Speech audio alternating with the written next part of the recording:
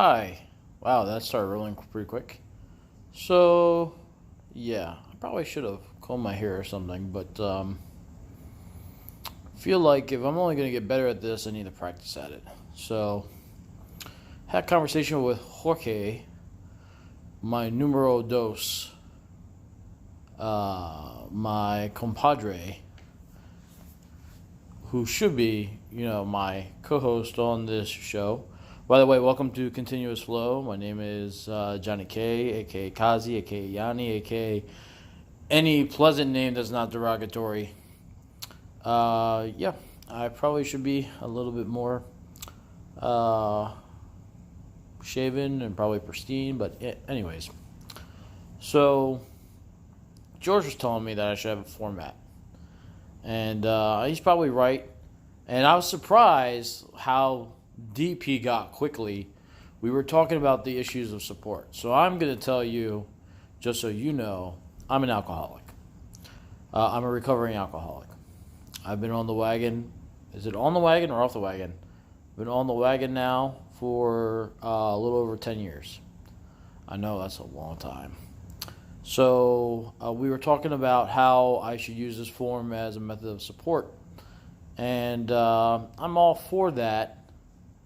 I'm just not for discussing the avenues, I suppose, of how. No, I can talk about how I recovered. I'm just not here to publicize any entity. That's what we were talking about. So, George is a chef, so George, he's got a group, and that's really good to have as a group, a group of people to support you going through the same thing. Because, how can someone else help someone else if they don't know, they don't have the same experience, the strength, or the hope to get through it? And so I think George has heard me speak at, I've spoken to groups of people sharing my experience, strength, and hope about what happened to me, what it was like, and what it's like today. But I'm not going through that. I'm not here to talk about my story. I'm talking about how this can be, people could draw, or George told me that people perhaps may draw inspiration and learn, and just know that whatever you're going through, you're not alone. Take it from a disheveled-looking, unshaven Greek. So, I think my contact information is below, but you can always reach out to me. I don't understand why I'm such a nice person sometimes. I haven't had people always be there for me. No, I have, I would say probably in the last 10 years. And, aside from family, but, I'm always going out there for others. Always. I can't describe why, like it's a compulsive need. Maybe not compulsive. I'm not trying to sound narcissistic, because it's not about me. But I feel like, I feel like I have to serve and help others. I don't always. I'm very selfish. Shocking. I'm very selfish with my personal time. Like today, I don't plan on being of service to anyone. I'm gonna fiend out on my cereal, watch some shows, maybe smoke a cigar, maybe, I don't know. So I had a curious encounter yesterday. I was at my uncle's restaurant, and I met a guy, also Greek, surprise, who makes weapons. He makes bullets.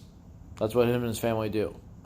And he was telling me about a shooting, and I'm not, I read the news. I'm not a big TV watcher. I watch TV for movies, but I don't watch it per se for the news, because I find it extremely depressing every time I watch the news. So I'd rather read it, because at least when I'm reading, if I don't like what I'm reading anymore, I can just set it down right away, If you're watching the news, you could turn it off, but sometimes, for me, I don't know what it is, but TV really hones me in and glues me into what's going on. So this guy was telling me how he's him and his son. It's a private company. They own the gun company, and um, that they're gonna their sales were off. And I'm like, well, why? You're in like the biggest gun loving state, or one of them in the nation, South Carolina, probably after Texas. And I asked him, why would your gun sales be off? And he said, because there's no panic. There's no fear. And that really struck me. Like, I found that really intriguing, that the only time that people buy guns or buy ammunition, like they told me they made a killing, no pun intended, but they made a killing when Obama was in the presidency because of the laws of restricting ammo and restricting guns. And so the sales at their gun show were through the roof because of the fear and the panic. And they told me about a shooting. Now,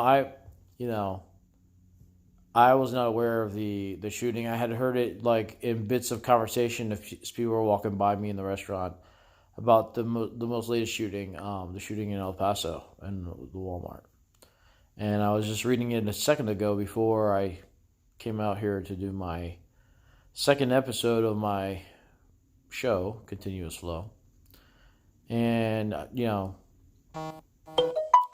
I was reading about a 25-year-old mother that shielded her body, shielded her son, her 2-month-old son, and was killed. And they can't find her husband, who they think is also in the Walmart. And so now this boy's an orphan because of a loner gunman. I don't know his motives. They're really immaterial to me. It's just another senseless, just another senseless death, another senseless shooting. Like, that stuff doesn't make sense to me. There's so many things that you could die from this world. If you're unhappy with your life, there has to be some other avenue for you to take than taking the lives of others who are, perfectly content to live out their own without you needing to take them with you. Really, I don't think they went with him anywhere. I think they're pretty much in divergent paths, but, who gives you the right to cut short someone else's life? You're no God.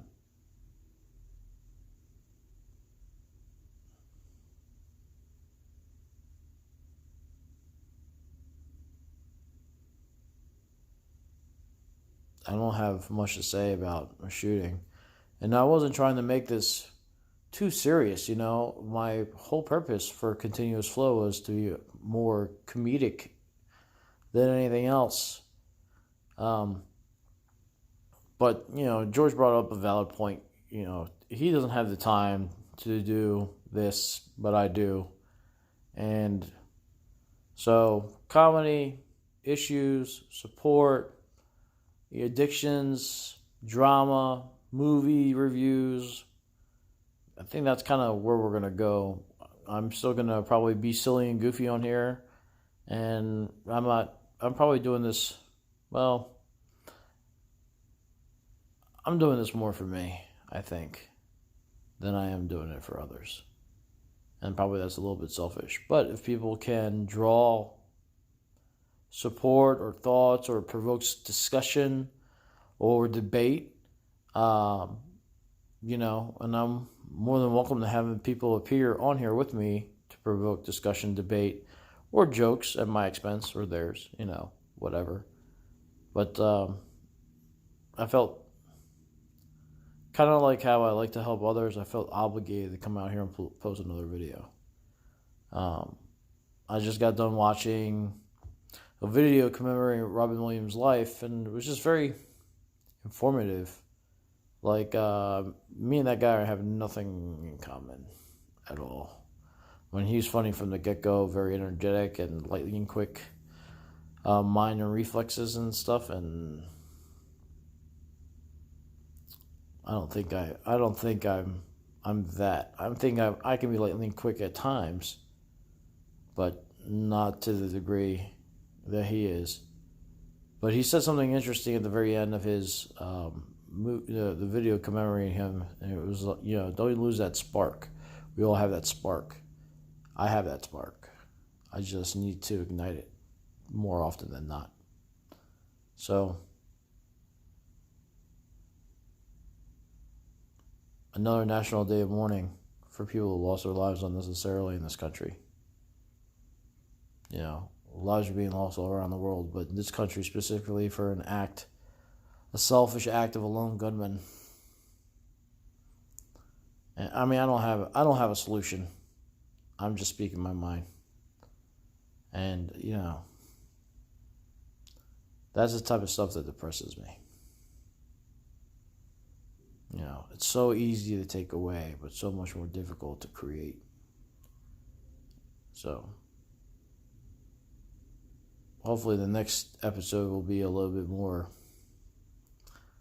lighter, with more laughter, a little bit more gratitude for what we have. And hopefully I'll have a haircut and be clean shaven. So, this is your boy Johnny K, signing off. See you later, America.